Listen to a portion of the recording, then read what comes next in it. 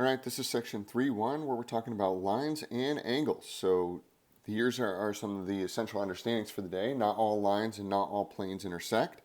And then when a line intersects two or more lines, the angles formed at the intersection point create special angle pairs. So first things first, these are the relationships that we have between lines and planes. So parallel lines, these are coplanar and do not intersect. So an example of this would be K and H. So I'm going to highlight them right here.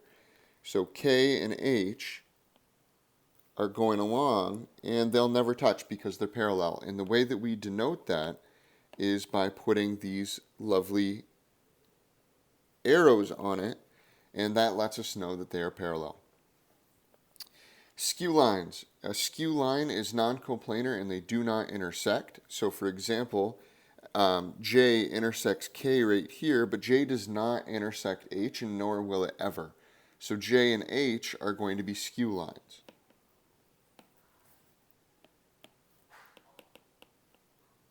So then parallel planes, these are planes that do not intersect, and that would be this blue plane right here, and I'm going to call it plane A, and this green plane, which I'm going to call plane B. So this would be plane A and plane B.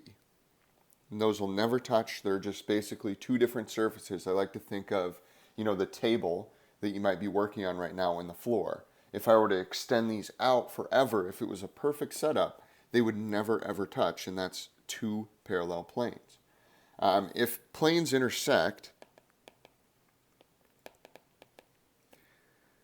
I like to think of the wall. So if you look to your closest wall and you look at the floor, and if you look where they intersect, it looks like it creates a nice line right on the bottom. And you might have like a baseboard in your house that's there. So planes intersect at a line.